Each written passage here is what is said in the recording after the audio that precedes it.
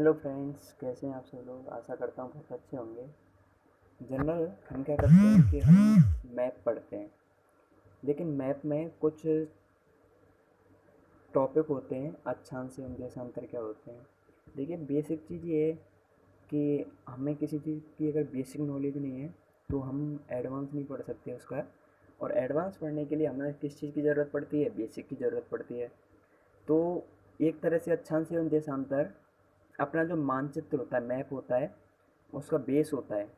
हमें अक्षांश एवं देशांतर की नॉलेज होनी चाहिए। ग्लोब क्या होता है, बच्चों को ग्लोब की नॉलेज नहीं करवाई जाती है आजकल, और आगे चल के उनको मैप में बहुत प्रॉब्लम्स आती हैं। तो मैप को उचित तरीके से समझने के लिए हमें अक्षांश एवं देशांतर की जो नॉलेज है वो होना ज़रूरी है। तो आज हम स्टार्ट करने वाले हैं इसी को। तो पहले हम समझते हैं ग्लोब क्या होती है। ग्लोब क्या होती है, आपने देखा होगा कि जो ग्लोब की संरचना होती है वो कुछ इस टाइप की होती है। ग्लोब इस टाइप की होती है।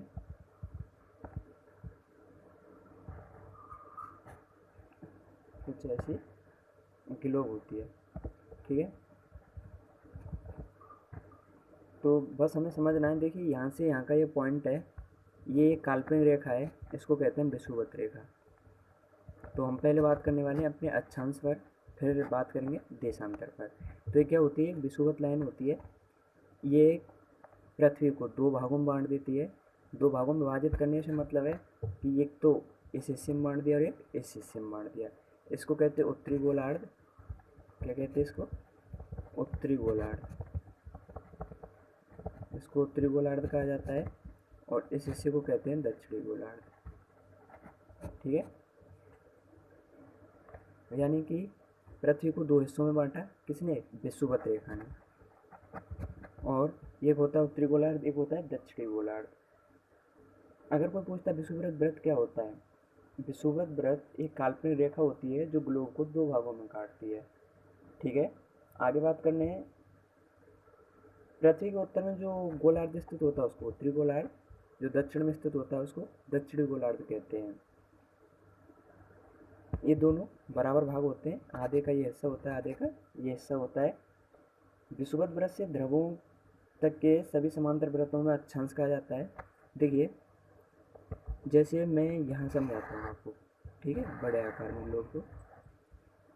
ये अपनी क्या हो गई? विषुवत लाइन। विषुवत लाइन हो गई।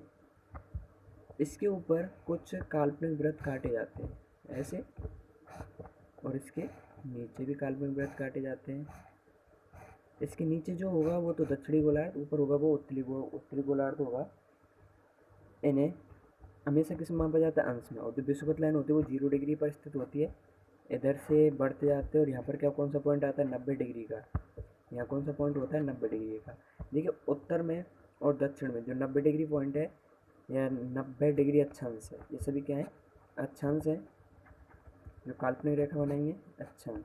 जो 90 डिग्री अक्षांश होता है उत्तर में, उसको बोलते हैं उत्तरी ध्रुव,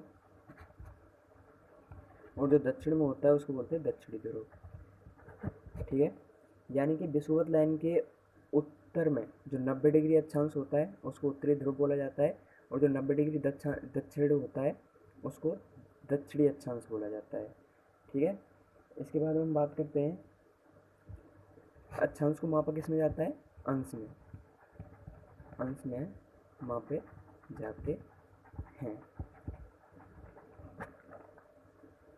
अब देखिए, मैंने पहले बता दिया आपको 90 डिग्री उत्तर में उत्तरी ध्रुव, 90 डिग्री दक्षिण में दक्षिणी ध्रुव होता है।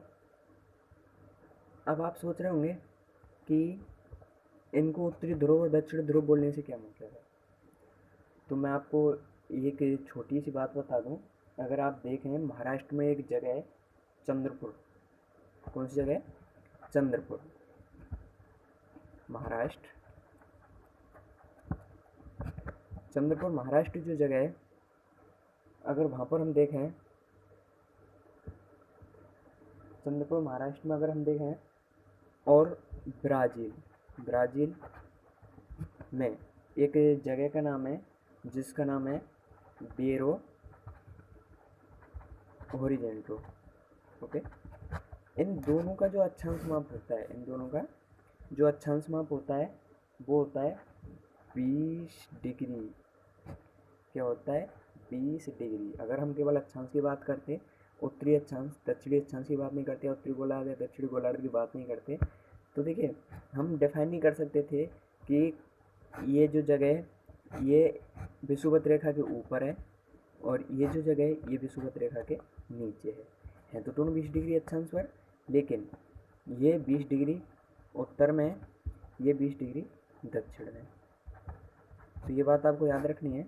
अगर आपसे कोई पूछ लेता है कि उत्तरी गोलार्ध और दक्षिणी गोलार्ध में बांटने का क्या कारण है, तो कारण ये है कि देखिए दो जगह की ऑथेंटिक माप अगर हम पता लगाएं कि ये किस अक्षांश पर स्थित है, तो 20 डिग्री उत्तर में चंद्रपुर महाराष्ट्र है और 20 डिग्री दक्षिण में ब्राज़ील ब्रेवो है। अब आगे हम बात करने वाले हैं विषुवत वृत्त से दूर जाने पर जो अक्षांश होते हैं। देखिए ये विषुवत वृत्त है, इससे जैसे हम दूर जा रहे हैं, कहाँ जा रहे हैं? दूर जा रहे हैं। तो दूर जाने पर ये जो देखो वृत्त है, काल्पनिक वृत्त या फिर अक्षांशों की माप छोटी होती जा रही है। देखो छोटी होते जा रहे हैं, यहाँ तो बिल्कुल छोटा हो गया ना, बिल्कुल छोटा है, ऐसे ऐसे ऐसे। तो विषुवत वृत्त से दूर जाने पर अक्षांशों का आकार कैसा होता जाता है? घटता जाता है। अब कुछ महत्वपूर्ण अक्षांशों की बात कर लेते हैं हम। कुछ महत्वपूर्ण अक्षांश क्या हैं? कुछ महत्वपूर्ण अक्षांश हैं अपने विषुवत वृत्त। क्या होता है?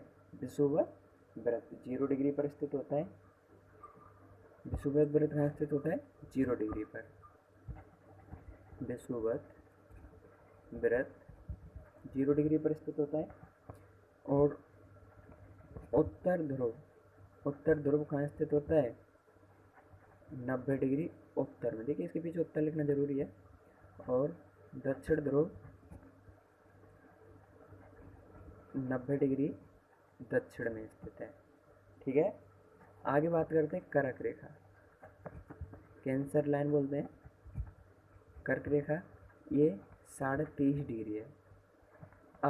एक पॉइंट और था, मैंने जो चंद्रपुर और महाराष्ट्र वाला जो डिस्कस पॉइंट आपके साथ में शेयर किया था, वो 20 डिग्री उत्तर में चंद्रपुर महाराष्ट्र स्थित है और 20 डिग्री दक्षिण में ब्राज़ील का बेरो होरिजेंटो स्थित है।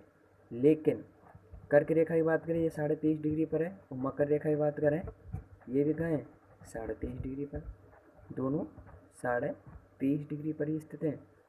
ये 23.5 डिग्री उत्तर में स्थित है और ये 23.5 डिग्री दक्षिण में स्थित है, मकर रेखा और कर्क रेखा। अगर कर्क रेखा की बात की जाती है तो 23.5 डिग्री उत्तरी अक्षांश, 23.5 डिग्री उत्तरी अक्षांश से मान के चलो यहाँ है 23.5 डिग्री, तो ये टोटल अक्षांश होगा, ये कर्क रेखा कहलाएगी। और इधर 23.5 डिग्री जो उत्तरी अक्षांश है वो मकर रेखा कहलाएगी। ठीक है, अब इसमें दो वृत्त और होते हैं। जैसे आगे चल के हम अपने कटिबंधों को, ताप कटिबंध है, उनको व्यक्त करेंगे। उनको व्यक्त करने के लिए दो और व्रत होते हैं इसमें। व्रत कौन से होते हैं? एक तो होता है उत्तरी ध्रुव व्रत। ये क्या होता है? उत्तरी ध्रुव व्रत। और एक होता है दक्षिणी ध्रुव व्रत। इसको बात करें हम दक्षिणी ध्रुव व्रत, दक्षिणी ध्रुव व्रत। एक होता है उत्तरी ध्रुव व्रत। ठीक है, जो दक्षिणी ध्रुव व्रत होता है वो 66.5 डिग्री पर होता है दक्षिण में। और जो उत्तरी ध्रुव व्रत की बात करते हैं, उत्तरी ध्रुव व्रत, और उत्तरी ध्रुव व्रत होता है वो 66.5 डिग्री उत्तर में स्थित होता है। ठीक है, अब हम बात करते हैं, हमने बहुत सी चीज़ें समझी। देखो क्या समझा था अभी तक हमने, उसके बारे में एक बार फिर से डिस्कस कर लेते हैं। विषुवतीय लाइन, मकर लाइन, दक्षिणी ध्रुव व्रत लाइन और दक्षिणी ध्रुव। इधर कर्क लाइन, कर्क लाइन के बाद में अपनी उत्तरी ध्रुव व्रत लाइन और उत्तरी ध्रुव। देखिए ये 66.5 डिग्री उत्तर माना है मैंने, ये 23.5 डिग्री उत्तर माना है, ये 0 डिग्री माना है, ये 23.5 डिग्री दक्षिण, सॉरी, और ये क्या माना है, 66.5 डिग्री दक्षिण, ये 90 डिग्री दक्षिण और ये 90 डिग्री उत्तर माना है मैंने। ओके, तो अब ये आप समझ के आ गए कि ये होता है कर्क लाइन, ये होती है मकर लाइन, ये होता है दक्षिणी ध्रुव व्रत, ये होता है उत्तरी ध्रुव व्रत, ये उत्तरी ध्रुव होता है, ये दक्षिणी ध्रुव होता है। ठीक है, अब बात करते हैं हम कुछ क्षेत्रों की, जैसे उष्णकटिबंधीय क्षेत्र। उष्णकटिबंधीय क्षेत्र कर्क रेखा और मकर रेखा के बीच में जितना भी क्षेत्र स्थित होगा ये उष्णकटिबंध कहलाता है। क्या कहलाता है, उष्णकटिबंध। अब आप इसका रीजन पूछेंगे कि इसको उष्णकटिबंध क्यों कहते हैं। देखिए, उष्णकटिबंध से मतलब है कि इसका जो तापमान होता है अन्य अक्षांशों से कैसा होगा, इन अक्षांशों से ज़्यादा होगा, यानी कि ताप ज़्यादा। ऐसा क्षेत्र जिसका ताप बहुत ज़्यादा होता है वो क्या कहलाता है, उष्णकटिबंध। आप कहेंगे कि इसका ताप सबसे ज़्यादा क्यों होता है, तो देखिए वर्ष भर में केवल कर्क रेखा और मकर रेखा के जो अक्षांश हैं, ये कर्क रेखा और मकर रेखा के बीच में जितने भी अक्षांश खिंच रहे होंगे उन अक्षांशों पर एक बार वर्ष में एक बार सूर्य की किरण बिल्कुल सीधी पड़ती है, सिर के ऊपर सूर्य आ जाता है बिल्कुल, इसलिए यहाँ का जो तापमान होता है थोड़ा ज़्यादा हो जाता है। इसके बाद में बात करते हैं हम शीतोष्ण कटिबंध। ये क्या कहलाता है, शीतोष्ण कटिबंध, यानी कि 23.5 डिग्री से लेकर 66.5 डिग्री, सीधी से याद रखना, 23.5 से 66.5 डिग्री। इनके बीच में जितने भी अक्षांश होंगे अपने क्या होंगे, सॉरी, हाँ, तो देखिए 23.5 से लेके 66.5 के बीच में जितना भी क्षेत्र है, जितने भी अक्षांश आएंगे उन सब का ताप होगा वो कैसे होगा, वो कैसे होंगे, शीतोष्ण कटिबंध। अब शीतोष्ण कटिबंध क्यों होंगे, क्योंकि इन पर तो सूर्य की किरण हमेशा सीधी पड़ती है वर्ष में एक बार, लेकिन इधर कभी भी सूर्य की किरण सीधी नहीं पड़ती, हमेशा कैसी पड़ती है, टेढ़ी, जिसकी वजह से इनका ताप कैसा होता है, थोड़ा कम होता है, इनके बजाय कम होता है, या फिर स्थिर ताप कह सकते हैं, यानी कि वो ठंडा भी होता है गर्म भी होता है। और फिर हम बात करते हैं शीत कटिबंध। शीत कटिबंध क्या होता है, तो 66.5 डिग्री से लेकर 90 डिग्री के बीच में जितने भी अक्षांश होंगे उन सब का क्षेत्र कैसा होता है, शीत कटिबंध। बहुत ज़्यादा ठंड होती है इनमें, क्यों होती है, तो इसके ऊपर बात कर लेते हैं। क्योंकि सूर्य इन क्षेत्रों में 66.5 डिग्री से 90 डिग्री के बीच में, देखो यहाँ 66-90 डिग्री, 66-90 डिग्री, इन पर सूर्य होता है वो क्षितिज से ऊपर ही नहीं आ पाता, यानी क्षितिज ऐसा लगता है जैसे ज़मीन से टच होता है ना अपना, उस टाइम जब सूर्य ज़मीन से अपनी टच होता है दिखाई देता है क्षितिज में, तो हमारे यहाँ भी ठंड होती है, सुबह शाम होते हैं, लेकिन यहाँ पर वो क्षितिज से कभी ऊपर नहीं आता, इसलिए ध्रुवों पर सबसे ज़्यादा ठंड होती है और सबसे ज़्यादा दिन व रात पाए जाते हैं। 6-6 महीने के दिन और 6 महीने की क्या होती हैं, रातें होती हैं। तो आई होप आपको अच्छा समझ में आ होंगे बेटर तरीके से। अब बात करते हैं हम देशांतरों की। ठीक है, देशांतरों को समझने के लिए इसी प्रकार से ग्लोब का यूज़ करते हैं। तो देखिए, अक्षांश तो हमने समझ लिए, अब देशांतर समझते हैं। तो आप सोच रहे हैं कि जब अक्षांश ही बना दिए थे तो फिर देशांतर बनाने का क्या मतलब बना। तो देखिए, इसके पीछे भी ये बहुत बड़ा रीज़न है। रीज़न क्या है कि जैसे हमने पहले अक्षांशों में दक्षिणी ध्रुव और उत्तरी ध्रुव को व्यक्त किया, क्यों किया गया, क्योंकि दो स्थान एक से हमको शो हो रहे थे उसमें, जैसे कि दो स्थान कौन कौन से शो हो रहे थे एक जगह पर हमें, एक तो ब्राज़ील का जो देश है उसकी एक जगह का हमने एग्जांपल दिया था, और एक जो अपना महाराष्ट्र है उसमें एक जगह स्थित है, उन दोनों का हमने क्या दिया था, एग्जांपल दिया था। तो महाराष्ट्र में जो चंद्रपुर है वो 20 डिग्री पर स्थित है, और ब्राज़ील का जो बेलो होरिज़ोंटो है वो 20 डिग्री पर है, लेकिन एक उत्तर में एक दक्षिण में, इसलिए हमने उत्तरी गोलार्ध और दक्षिणी गोलार्ध शो किए थे। अब हम बात करते हैं देशांतरों की।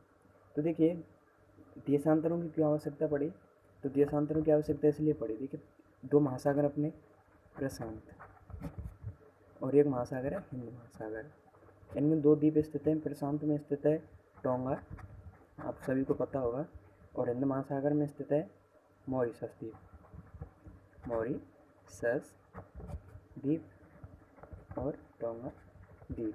अगर इनकी बात करें तो इसका जो अक्षांश होता है वो 20 डिग्री दक्षिण अक्षांश होता है, और इसका भी कितना होता है 20 डिग्री दक्षिण। तो आप हम अंतर ही नहीं पता लगा सकते कि 20 डिग्री दक्षिण, 20 डिग्री दक्षिण में कौन सा द्वीप है। तो इन्हीं समस्याओं के समाधान के लिए अक्षांशों के साथ साथ हमें देशांतरों की भी जानकारी होनी चाहिए। तो इसी चीज़ पर हम बात करने वाले हैं। देखिए देशांतरी याम्योत्तर जो होते हैं वो वृत्ताकार होते हैं, अर्धवृत्ताकार कहेंगे। अर्धवृत्ताकार कैसे, देखिए ये लाइन हो गई और ये लाइन हो गई, ऐसे होते हैं इनके मानक या याम्योत्तर, जिनको देशांतर कहा जाता है। इनकी लंबाई बराबर होती है, लेकिन जो देशांतर होते हैं इनके बीच की में सबसे कम लंबाई कहाँ होती है, ध्रुवों पर। ध्रुवों पर कहाँ आके मिल जाते हैं। तो पहले हमने अक्षांशों को व्यक्त करने के लिए एक विषुवत लाइन खींची थी 0 डिग्री पर, ऐसे गई थी वो 0 डिग्री पर।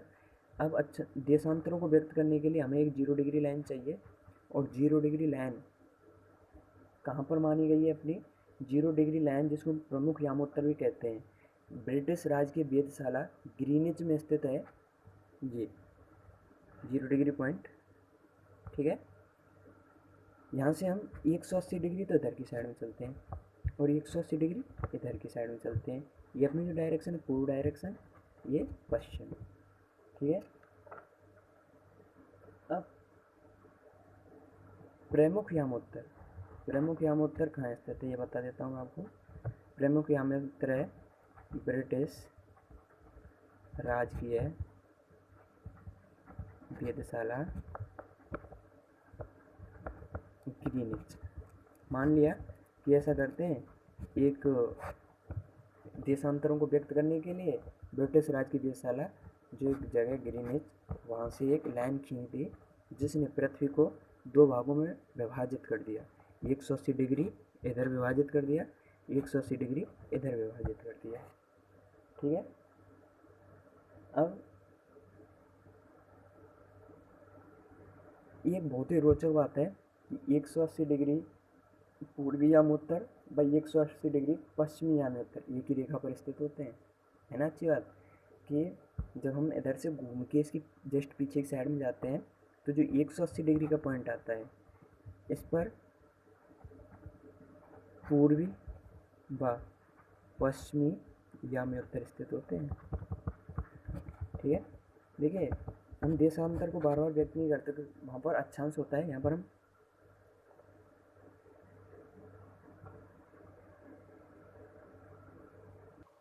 जनरल हम क्या करते हैं कि जो अक्षांश होते हैं उनको हम अक्षांशों से व्यक्त कर देते हैं, लेकिन देशांतरों को हम यामोत्तर से व्यक्त करते हैं, ठीक है। आगे देशांतर किस तरह से समय का निर्धारण करते हैं, आप सभी को एक बात पता होना चाहिए कि जो अपना मानक समय होता है उसको डिफाइन करने वाली जो लाइन होती है वो होती है 82.5 डिग्री। अब आप सोच रहे हैं कि 82.5 डिग्री से हम किस प्रकार से अपने समय का निर्धारण करते हैं। देखिए मैंने बताया था आपको ब्रिटिश राज की वेधशाला ग्रीनिच में अगर हम माने 12 बज रहे हैं, कितना बज रहा है 12, तो चूँकि सभी जानते हैं,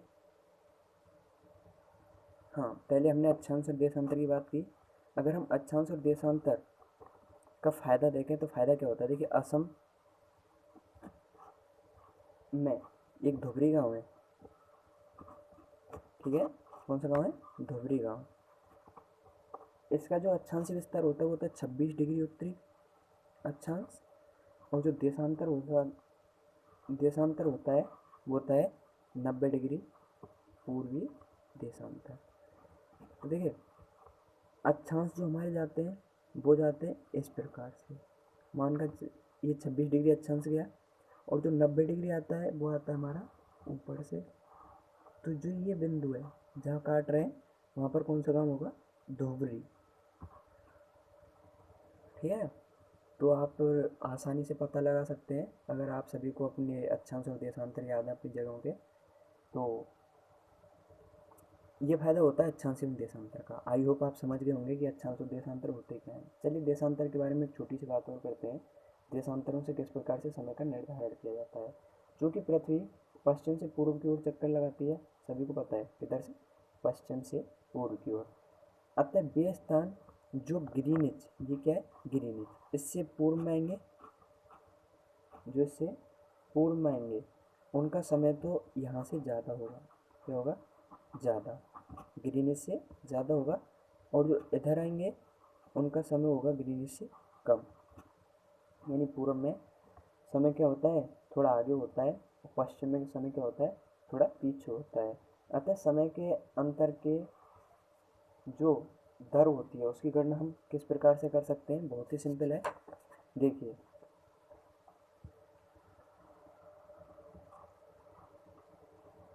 पृथ्वी अपने अक्ष पर